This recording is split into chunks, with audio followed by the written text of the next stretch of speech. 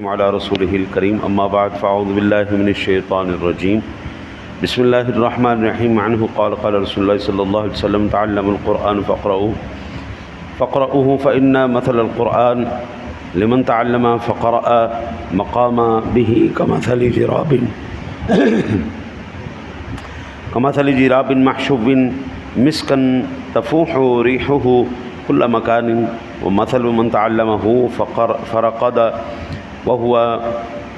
في جوفه كمثل جراب أوقي على مسك رواه أحمد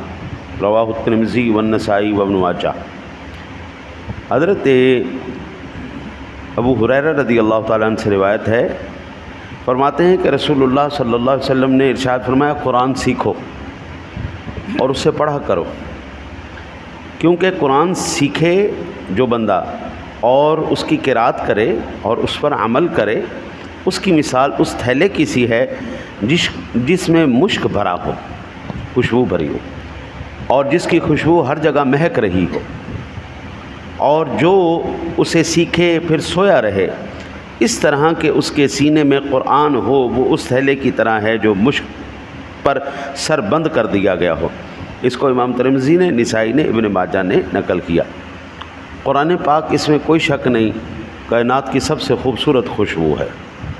قرآن کی خوشبو کائنات کی سب سے بہترین خوشبو ہے۔ آقا جی علیہ الصلوۃ والسلام نے فرمایا جس سینے میں قرآن ہو اور وہ بندہ عمل کرنے والا بھی ہو، تو اسی طرح ہے جس طرح کسی تھیلے میں خوشبو ہے، اس کا منہ کھلا ہوا ہے، ہر جگہ خوشبو ہی خوشبو خوشبو۔ اور وہ بندہ جو قرآن سیکھا تو ہے، حافظ تو ہے، اس کے الفاظ اور معنی جانتا تو ہے، عمل بھی کرتا ہے،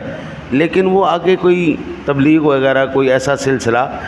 اس کی تعلیم و تعلم کا کوئی نظام نہیں کرتا، تو حضور فرماتے اسی طرح تھیلے میں خوشبو تو ہے لیکن اوپر سے اس کو سیل ٹائٹ کر دیا، سر بند کر دیا گیا، اس کا فائدہ کسی کو بھی نہیں ملا۔ یہ وہ نعمت الہیہ ہے جس کو جتنا پھیلائیں گے قبلہ اتنا آپ کو اللہ اس کا ہمارے محدثین فرماتے ہیں کہ ہر دور کے اندر، ہر بستی کے اندر کم از کم اتنے حفاظ ہونا ضروری ہے، لازمی ہے، فرض ہے، جن سے اس دور کے اندر قرآن کریم کا تواتر قائم رہے، یعنی کوئی بھی ایرا غیرہ نتھو خیرہ قرآن پاک کے اندر کوئی نئی چیز ڈال کے جو ہے آپ کے سامنے پیش کر دے، آپ کو پتہ ہی نہیں چلے۔ ایسا نہیں ہونا چاہیے۔ ہر دور میں قرآن کے حافظ اتنے ایک بستی میں ہونے چاہیے۔ ہمارے الحمدللہ اس علاقے کے اندر، اس محلے کے اندر کئی حفاظ کرام ہیں، اگر ایک غلطی کرتا ہے تو دوسرا اس کو بتا دیتا ہے، یعنی ان کی برکت سے یہ ممکن نہیں ہے کہ قرآن پاک کے اندر کوئی نئی آیت بنا کے یا نیا مضمون بنا کے بندہ آگے پیش کر دے، ایسا نہیں ہو سکے۔ نمبر ایک، اگر سارے قرآن پاک حفظ کرنا چھوڑ دیں تو پوری بستی ہماری گناہ گار ہو، اگر کچھ کر لیں تو ان کا فرض ادا ہو گیا۔ اسی طرح بقدر تلاوت جو نماز کے اندر ہم پڑھتے ہیں، اتنا ہر ایک مسلمان کے اوپر فرض عین ہے۔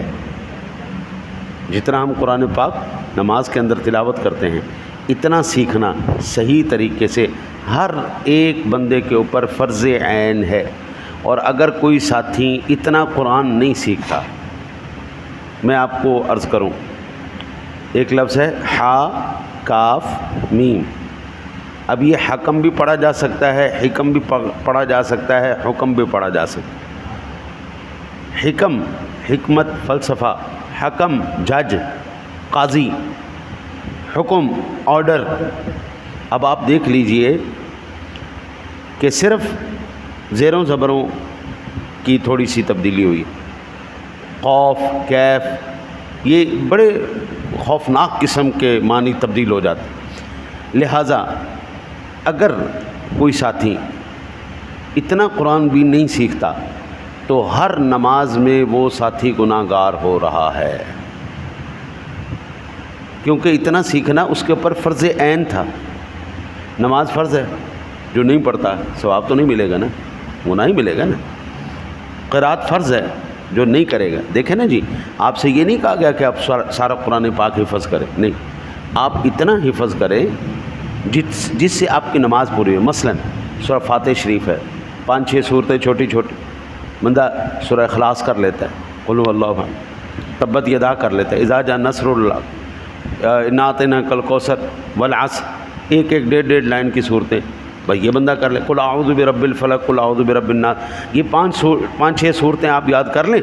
بس ان کو رپیٹ کر کے پڑھتے جائیے، سبحان اللہ، آپ کا فرض ادا ہو گیا، آپ کو ثواب بھی ملے گا اور فائدہ بھی ہوگا۔ اسی طرح اتنے مسائل سیکھنا جس سے آپ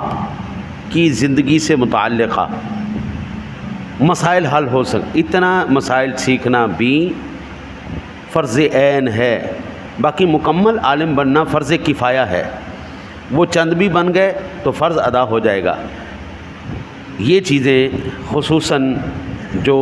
حفاظ کرام ان کے لیے بھی بڑی اہم ہے کہ صرف حافظے کے اوپر آپ لوگوں نے یقین نہیں کرنا، اس کو دور میں رکھیں۔ اگر آپ قرآن پاک کا دور نہیں کریں گے تو آقا جی نے فرمایا جس طرح جنگلی جانور ہاتھ سے نکل جاتا ہے، اس کو اگر قابو نہ کیا جائے، لگام نہ ڈالی جائے، تو سینوں سے قرآن بھی اسی طرح دوڑ جاتا ہے۔ اللہ سے دعا کرتے ہیں اللہ تعالیٰ آپ کو مجھے عمل کی توفیق عطا فرمائے۔